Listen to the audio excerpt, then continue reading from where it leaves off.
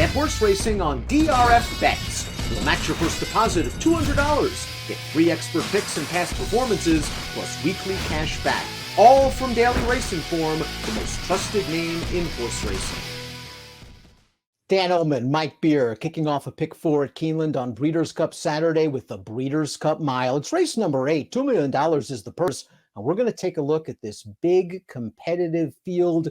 It should be a really good betting race if you can get past the 4 Modern Games, who's 7-2 on the morning line. And I won't be surprised if he goes off a little bit shorter at post time. He was a dominant winner of the Woodbine Mile. And although he was upset last time out at Ascot, he ran quite well. Yeah, he ran fine last time. That was a pretty tough field he was in. The race that he ran 2 starts back in the Woodbine Mile, though, if he shows up with a performance like that one, boy, I guess he's going to be pretty hard to beat, Dan. It's a big field, 14 in the body, 15, 16 the also eligibles, and there appears to be some speed in here. We'll throw up the Timeform US pace projector. From Southern California comes the 7, Beyond Brilliant. He's coming off a gate-to-wire win in the City of Hope Mile. We know our old friend Smooth Like Straight likes to be either on or very close to the lead, and they're likely to be contesting things. Yeah, the 2 California horses are probably going to the front here. I personally feel like Smooth Like Straight. I think they just have to try to put this horse on the lead and see if he can last this time. There's been a lot of tough beats for this horse, but he's really good, and I think he's at his best when he makes the pace. One of the bigger priced European entrants is the horse drawn on the inside. That's the number 1 Pogo, who will be making start number 37 in his career. He's coming off a win in a Group 2 going 7/8 of a mile, but that's kind of been the story of Pogo's career, hasn't it? He's been more of a Group 2, Group 3 type. Yeah, it's true. More than anything else, I think he's the kind of horse who, unfortunately for him, as it turns out in this race, he's just at his best when he's able to make the lead. He's actually a pretty tough horse when he can cut the pace, and that's what happened last time. He did not have to go fast in that race. He picked up the tempo midway, and it was actually a really nice win. I just don't know if he can make the early lead in this race, Dan.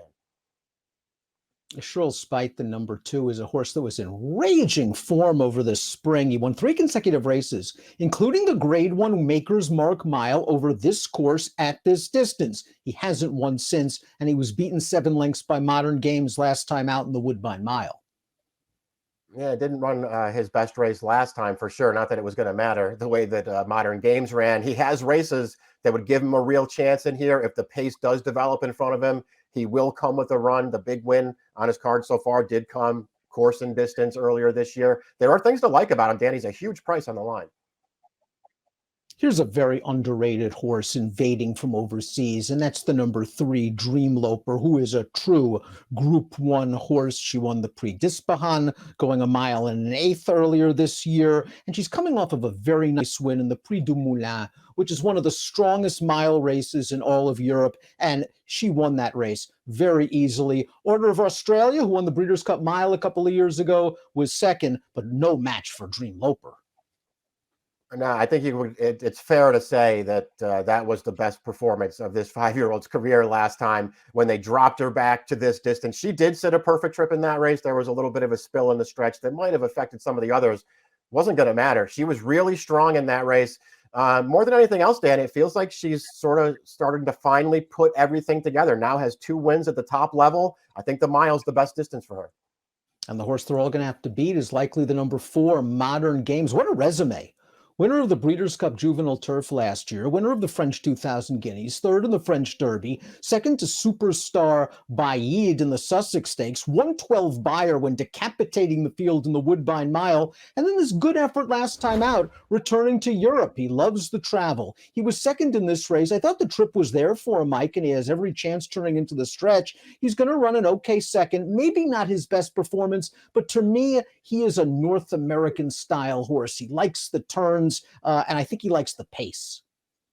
Yeah, I think those things are true. He runs actually really well in here. This is a very good performance. He's just going to get out-kicked at the end of this race, but he's still going to stay gamely here to get up for 2nd. It's a good performance against a good field. The Woodbine Mile, 2 back again. If he runs anything like that, he's going to be really, really tough to beat in this race. He's just a good horse. I'm a big fan of Smooth Like Straight. It's hard not to be a fan of a horse that's been in the exactest 16 of 22.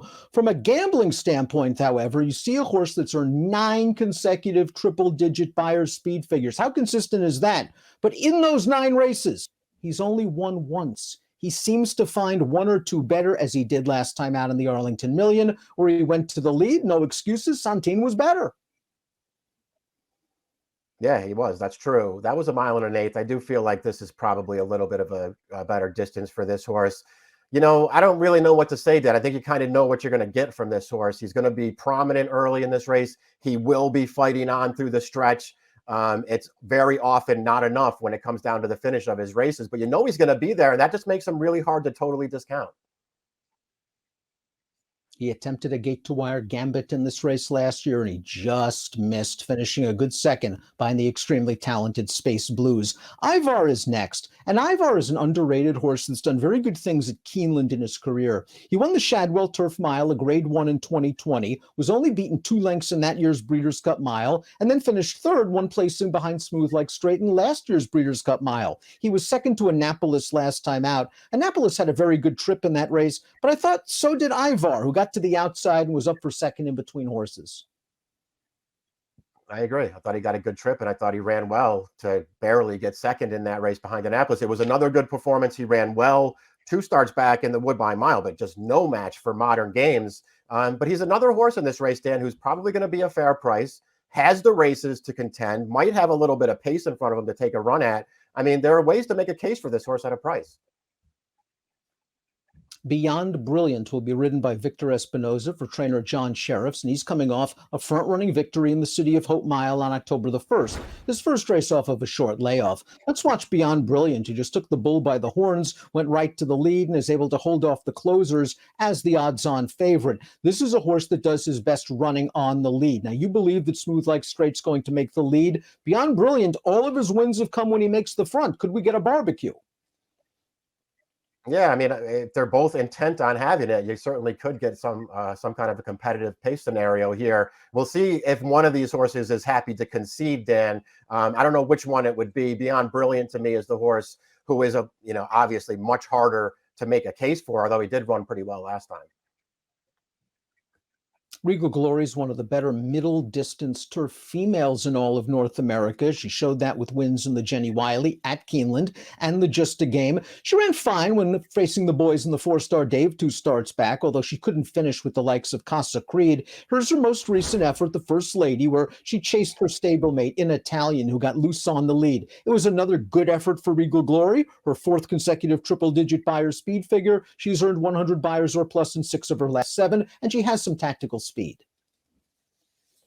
Yeah, all true. I like this horse. I think she's really good. This is actually a good performance. You can see how game she is chasing an Italian home, but that horse just had way too big of an advantage, and she couldn't quite get to her at the end. But it was another good performance. I like her, Dan. I think she could trip out in this race. I didn't really want to bet her against the boys again in this race, especially at the 6-1 morning line. I don't think that's enough of a price. From France comes a nice 3-year-old filly, Malavath, who was second last time out in the Prix de la Forêt. She ran fine that day. I thought she was no match for Kinross. Her most recent win came in a Group 3, but she did run very well. And last year's Breeders' Cup Juvenile Turf, that was not an easy trip.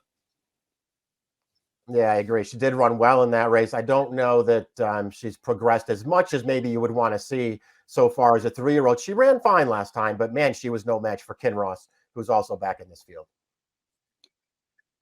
Order of Australia loves Keeneland. Pulled off the shocking upset at 73-1 in the 2020 Breeders' Cup Mile. He ran fine last time out in the Coolmore Turf Mile, his local prep behind Annapolis. He didn't break well, but then he was able to save ground, and he basically followed Annapolis around there, and he came with an even finish. He's an honest horse, and as we saw when he won the Breeders' Cup a couple of years ago, he's not some European plotter. He can get into the race.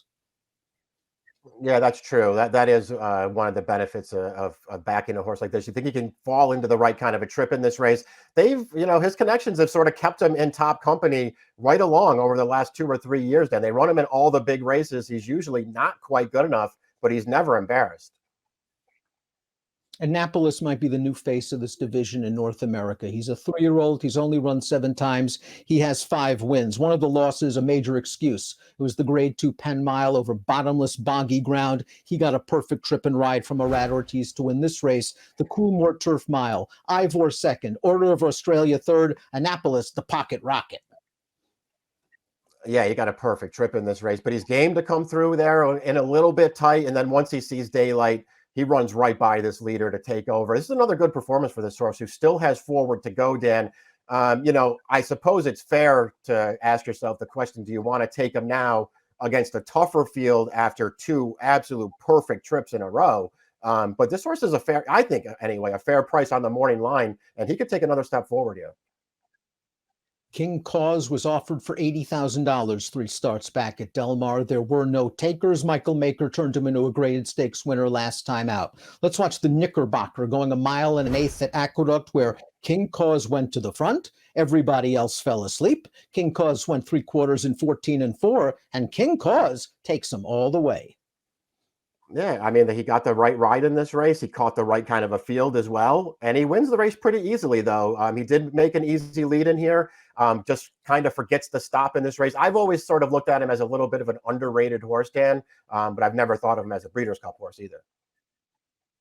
Kinross is the number 13, the great Frankie Dettori, Ralph Beckett. This is a horse in sensational form, coming into this race off 4 victories, 2 of the Group 1 variety, including the British Champion Sprint. A lot of folks are going to question his ability at a mile. He has won at a mile in the past. That was all the way back in 2020 over a synthetic surface. Is the distance a concern for you?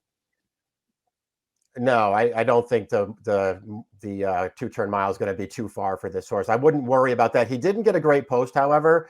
So I guess you have to concern yourself with that. What kind of trip is he going to be able to work out here? But when you watch his races overseas, Dan, he's a very adaptable horse. He can be forward. You can take him back and try to make one run from off the pace. You can come to the outside. You can send him up the rail and he'll run that way too. He's a really good horse. He's in great form right now.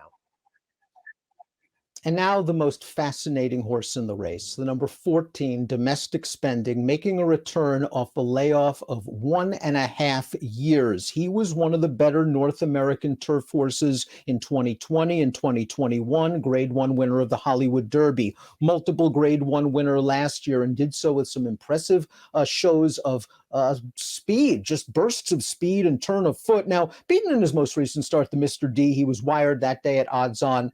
If the layoff doesn't dissuade you, does post 14? Yeah, exactly. I mean, the layoff is enough of an obstacle for this horse to, at least want to temper your enthusiasm for coming back. And then you throw post 14 at him, and it just feels like it's that much more to overcome. That being said, I don't think, would you be surprised if this horse showed up with a big run in here? I actually like him cutting back to the mile again. I love the shorter distance for him. He has a huge kick through the stretch. If he can somehow work out a trip from post 14, I think he's going to make a big run in this race.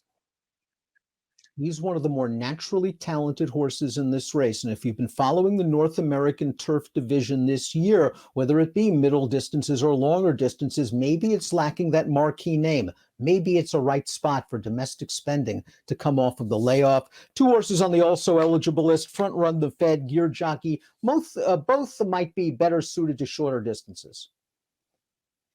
Yeah, it looks like both of those horses, if they happen to get in, they'd be way up against it in here. Let's take a look at our top pick for the Breeders' Cup Mile. It is an intriguing race. Dream Loper gave a career-defining performance in her most recent start. She won that race as easy as she pleased. She fits in here, and she's going to be a fair price. Yeah, I do think that this is the best distance for her. She's coming off of that career best performance last time, 2 Group 1s now so far this year. And then what I like maybe more about her than anything else, she's a super handy horse as a European. She gets great trips in her races, and I think she could fall into one here from a great post towards the inside. Modern Games is going to be a shorter price in this race. I just love the way he's won his 2 starts in North America. Again, I think he likes racing around turns. I think he likes races with pace. There should be some pace in here, and I expect him to run for a owner-trainer-jockey combination that does nothing but win. Dream Loper is going to be Mike's pick. I'm going Modern Games. Excellent edition of the Breeders' Cup Mile at Keeneland on Saturday. Good luck.